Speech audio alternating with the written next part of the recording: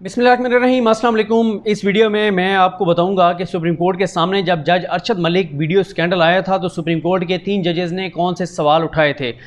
ये 3 रुकनी बेंच था जिसकी सरबराही साबिक चीफ जस्टिस पाकिस्तान आसिफ सईद खोसा कर रहे थे। उनके साथ जस्टिस उमर बंदियाल साहब और जस्टिस अजमत सईद शेख साहब मौजूद थे। ये वो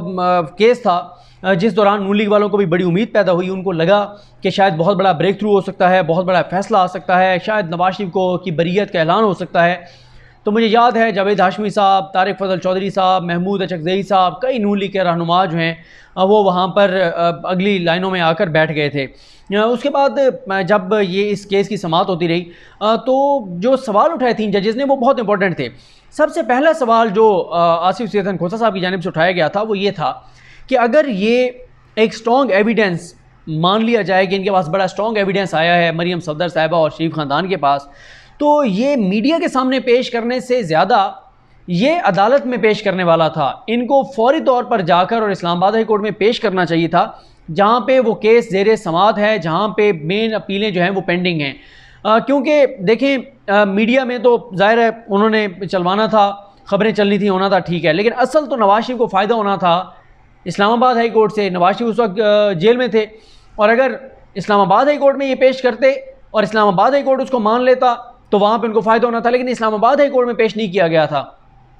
उसकी भी वजह आगे चल के मैं आपको बता दूँ कि इस्लामाबाद हाई कोर्ट में इन्होंने केस क्यों पेश नहीं किया था। और ये कई बार सवाल उठाया था खोसा साहब ने। उन्होंने कहा था कि जेल में बैठे हुए जो शख्स है उसको तभी फ़ायदा हो सकता है कि आप जाके इसको किसी फोरम पे आप रखें और वो फोरम इस्लामाबाद हाई कोर्ट है।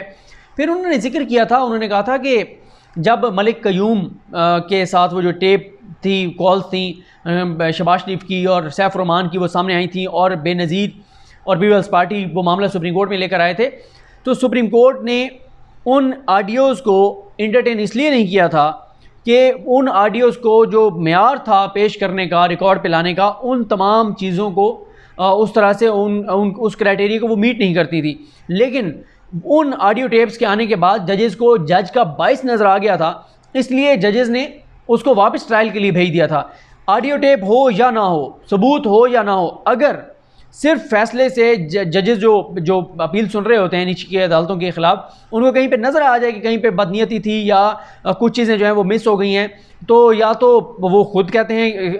हाई कोर्ट की सतह पे कि आप हमें बता दें, रिकॉर्ड पे लें, या वो दोबारा ट्रायल के लिए मामला, सुप्रीम कोर्ट भी अक्सर ये होती है कि दोबारा ट्रायल के लिए भेज देती है, कोई ऐसा मसला नहीं होता। तो ये सबसे पहला पॉइंट था जो बार बार उठाया गया कि इसको इस्लामाबाद हाई कोर्ट के सामने इन चीज़ों को क्यों नहीं रखा गया। दूसरा ये था कि जो कहा गया कि जी कमीशन जो है वो बनाया जाए, उस पर उन्होंने कहा था कि हम कमीशन बना भी दें, उसकी रिपोर्ट आ भी जाए, तो उस रिपोर्ट को हाई कोर्ट माने या ना माने, ऊपर वाली अदालतें माने या ना माने, उसका कोई वो वर्थ नहीं है, इंपॉर्टेंस नहीं है इतनी कि कमीशन आप बना दें, पूरी एक आप ऐसा समझे एक्सरसाइज हो, ख़बरें मीडिया पे चल रही हों। और साथ ही उन्होंने कहा था कि जो ट्रायल वहाँ पे ट्रायल कोर्ट की फ़ैसले के ख़िलाफ़ जो अपील मौजूद है इस्लामाबाद हाई कोर्ट में, वो भी मुतासिर होगी। इसके अलावा सुप्रीम कोर्ट के जजेस ने जज अरशद मलिक की कंडक्ट पर बहुत बरहमी का इज़हार किया था, बल्कि उन्होंने तो अगर मैं आपको बताऊँ, उन्होंने तो अटॉर्नी जनरल जो उस वक्त के थे अनवर मंसूर खान, उनको कहा था कि आप जो है वो जज को तहफ़्फ़ुज़ फराहम कर रहे हैं, इस जज को तो आप फ़ौरन जो है वो भेजें लाहौर हाई कोर्ट में जिनके ये मातहत हैं, और लाहौर इंतज़ामी तौर पे लाहौर हाई कोर्ट ने देखना था मामला, और लाहौर हाई कोर्ट जो है इनके ख़िलाफ़ एक्शन ले।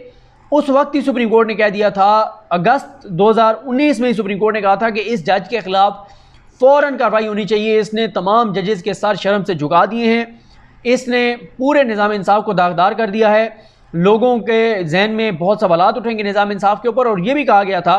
कि सबसे ज़्यादा हमारे लिए परेशान कुन बात यह है कि जिस मुल्ज़िम का ये केस सुन रहा था ये जज, उसी मुल्ज़िम से ना सिर्फ ये बाद में मुलाकातें करता रहा, बल्कि ये मान रहा है कि उससे पहले भी उस जमात के लोगों के साथ इसके तल्लुकात थे। ये भी कहा था खोसा साहब ने कि ये बात भी हम देख रहे हैं कि इस जज अरशद मलिक को पनामा का केस आने के बाद यहाँ पर जो है वो लगाया गया था, जब सुप्रीम कोर्ट ने नीचे रेफरेंसेस भेजे थे। फिर ये भी कहा था कि ये भी कहा गया था FIA को और हुकूमत को उस वक्त कि आप इस मामले को बहुत लाइट ले रहे हैं, सुप्रीम कोर्ट बड़ी संजीदा है इस मामले में कि एक जज के इस तरह से जो चीज़ें सामने आई हैं कि वो जिस तरह से मुल्ज़िम को जाके मिल रहा था, इससे बड़ा धचका लगा है जो निज़ाम इंसाफ है उसको।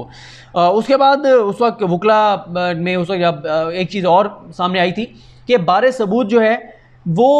मरियम नवाज़ पर है, उनके साथ बैठे हुए लोगों पर है, क्योंकि उन्होंने एक ऑडियो वीडियो चलाई, उसको रद्द कर दिया या तरदीद कर दी उन्होंने अरशद मलिक ने। उन्होंने कहा ये वैसे नहीं है जैसे मैंने कुछ कहा है, ये इसको तोड़ मरोड़ कर और बनाया गया है। तो उस वक्त ये कहा गया था कि 12 सबूत अब इन पर है, इनको वो ऑडियोज़ और वीडियोज़ देनी चाहिए, लेकिन वो ऑडियोज़ और वीडियोज़ नहीं दी गई थी। उसके अलावा ये भी कहा गया था, और मैं आपको ये भी बता दूं कि शहबाज शरीफ साहब ने एक मौके पे जाके जब उनसे एफआई ने पूछा तो उन्होंने लातलगी का ऐलान कर दिया। उन्होंने कहा मुझे तो पता ही नहीं है इससे। और ये भी सुप्रीम कोर्ट ने कहा था कि अगर आप इसको सबूत के तौर पर पेश करना चाहते हैं हाई कोर्ट के सामने, तो इसके लिए जो कानूनी मेयार है, जो क्राइटेरिया है, जो तरीक़ाकार है, जो उसको अडॉप्ट करना पड़ेगा। उसके लिए ट्रेल जो है वो मुकम्मल करनी पड़ेगी। कैसे, किसने रिकॉर्ड किया, कौन कौन उस रिकॉर्डिंग में शामिल था, किस मोबाइल से, किस डिवाइस से ये रिकॉर्डिंग हुई, फिर उसके बाद ये रिकॉर्डिंग कितना अरसा किसकी कस्टडी में रही, फिर किस सिस्टम के ऊपर इसको एडिट किया गया, ये तमाम चीज़ें, और वहाँ पर मौजूद जो लोग थे जो इस सारे में शामिल थे, उन सब को पेश होना होगा, वो सारे बयानात देंगे, उनके बरजरा होगी, और बाकी भी जो क्राइटेरिया है, जो चीज़ें ज़रूरी हैं, उन तमाम से गुजर कर, उन तमाम से इनको गुजार कर फिर ये देखा जाएगा कि पहले बात तो यह है कि क्या ये वीडियो ठीक है भी या नहीं है। उसके बाद जब ये साबित हो जाएगा कि ये ठीक है, फिर देखा जाएगा कि आया ये केस के लिए रेलिवेंट है भी सही या नहीं है। यानी अगर ये उसके बाद की है, जब अपील भी दायर हो गई, फैसला आ चुका था, तो अब ये रेलिवेंट है या नहीं है। और अगर ये रेलिवेंट है तो उसके बाद तीसरे मरले में देखा जाएगा कि इससे ये जो वीडियो है, इसमें जो कंटेंट है उसको देखा जाएगा, और फैसले को देखा जाएगा कि क्या हाई कोर्ट क्या समझती है कि कोई इसका इन चीज़ों का कोई असर हुआ या नहीं हुआ। और इसके बाद अगर हाई कोर्ट समझती है तो हाई कोर्ट 3 काम कर सकती है, जो सुप्रीम कोर्ट ने ज़बानी ऑब्जर्वेशन में बताया था कि सबसे पहले इस्लामाबाद हाई कोर्ट ये कह सकती है कि क्योंकि अपील जो है वो कंटिन्यूएशन ऑफ ट्रायल है, हाई कोर्ट में जो अपील पेंडिंग है, आप हमें आकर बता दें कि क्या नया सबूत आप देना चाहते हैं, क्या नया कोई आप जो है वो कोई चीज़ बताना चाहते हैं, हमें बता दें। दूसरा उन्होंने कहा था कि ये हो सकता है कि इस्लामाबाद हाई कोर्ट मामला फाइनल आर्गूमेंट्स की हद तक ट्रायल कोर्ट को भेज दे, क्योंकि एविडेंस जो रिकॉर्ड हुआ है उसके ऊपर कोई एतराज़ नहीं है किसी को, तो जो फाइनल आर्गूमेंट्स हैं उसके लिए भेज दे। एक ये भी हो सकता है कि इस्लामाबाद हाई कोर्ट ये कहे कि फाइनल आर्गूमेंट्स और वो सारी चीज़ें तो टाइप शुदा हैं, वो सारी चीज़ें तो नोट हैं, फैसला लिखने के लिए वो किसी और जज को भिजवा दें। और लास्ट उन्होंने ये भी कहा था कि अगर इस्लामाबाद हाई कोर्ट को बायस नज़र आ जाता है तो ये वीडियोज़ होती या ना होती, ऑडियोज़ होती या ना होती, इस्लामाबाद हाई कोर्ट के पास वैसे ही इख्तियार है कि इस्लामाबाद हाई कोर्ट इस मामले को दोबारा एहतसाब अदालत, किसी और एहतसाब अदालत के पास भेज सकती है और उन्हें कह सकती है कि आप इसका ट्रायल करें दोबारा। ये भी कहा गया था कि उस वक्त के मसला ये है कि ये जो मामला है इस सारे से अगर सुप्रीम कोर्ट इसके ऊपर कोई भी इस में फ़ैसला सुना देगी तो वो ट्रायल के ऊपर जो है वो चीज़ असरअंदाज होगी। फिर ये ज़रूर कहा गया था कि इस सारे अमल से अदलिया को स्कैंडलाइज करने की कोशिश की गई है, और जैसे मैंने आपको कहा कि बार बार सुप्रीम कोर्ट ने अपने जज के ऊपर, यानी वो जो अदलिया का हिस्सा है अरशद मलिक, उनके ऊपर सबसे ज़्यादा सवाल उठाए थे। नवाज शरीफ के ऊपर तो बात आई कि वो जब उनको हमने 6 हफ्ते की ज़मानत दी कि आप जाकर और अपना इलाज कराएं, तो वो उस वक्त बैठकर अरशद मलिक से मिल रहे थे। दूसरा मैं आपको एक और बात बताऊं कि मरियम सफदर ने जो प्रेस कॉन्फ्रेंस की थी उसमें मुकम्मल सच नहीं बोला था, उसमें उन्होंने बहुत सारे फैक्ट छुपाए थे जो बाद में अरशद मलिक ने खुद अपने बयान हल्फी में माने। और ये भी कहा था खोसा साहब ने, उन्होंने कहा था कि अरशद मलिक के बयान हल्फी का एक हिस्सा तो सच साबित हो रहा है कि वो ये कहता है कि मेरी ये गैर अखलाकी वीडियो थी जिसमें मुझे ब्लैकमेल कर रहे थे और गैर अखलाकी वीडियो तो सामने आ गई है। उन्होंने कहा इस हद तक तो इसकी बात ठीक थी। और मुझे समझ नहीं आती जो लोग ये कहते हैं कि फ़ौज इन केसेस के पीछे थी, ISI इन केसेस के पीछे थी। अगर फ़ौज और ISI इन केसेस के पीछे थी तो जज की ये जुर्रत थी कि जज जाती उमरा में जाकर नवाज शरीफ से मिल रहा है, नासिर भट्ट से मिल रहा है, जज यहाँ तक कि मदीना मुनव्वरा जाके हुसैन नवाज से मिल रहा है। क्या जज के ऊपर अगर ISI उसके पीछे होती, ISI फैसला करवा रही होती, तो क्या उसके और उसको मॉनिटर कर रही होती, उसके इर्द गिर्द सारा हिसार होता, तो क्या वो जा सकता था इस तरह से मिलने?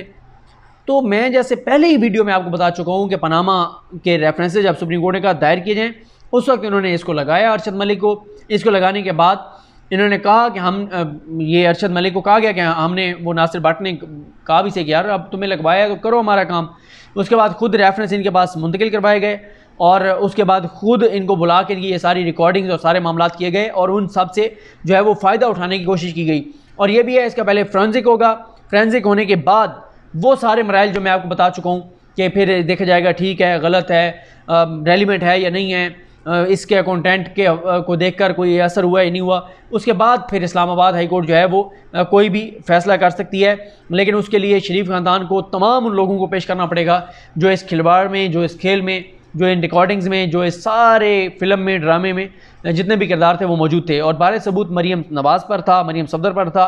जिन्होंने प्रेस कॉन्फ्रेंस की थी और जो ये वीडियो और ऑडियो जो है वो सामने लाई थी। सुप्रीम कोर्ट ने एक और बहुत बार सवाल उठाया था। सुप्रीम कोर्ट ने कहा था कि हमें समझ नहीं आती कि ये जो जज अरशद मलिक है जो कहता है कि जी मुझे धमकियाँ दे रहे थे,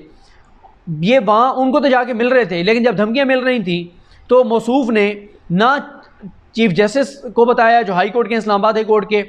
ना जो है वो किसी और को बताया, सुप्रीम कोर्ट को बता सकते थे, निगरान जज को बता सकते थे, इजाज़ुल हसन साहब को, किसी को नहीं बताया। अगर इनको ब्लैकमेल किया जा रहा था तो उसको बता देते। तो ये सवालात उठाए थे सुप्रीम कोर्ट ने उन समातों में जो अरशद मलिक वीडियो स्कैंडल के हवाले से हुई थी। मुझे अपनी दुआ में याद रखें। अल करीम हम सब का हामी नासरो। अल्लाह हाफ़िज़।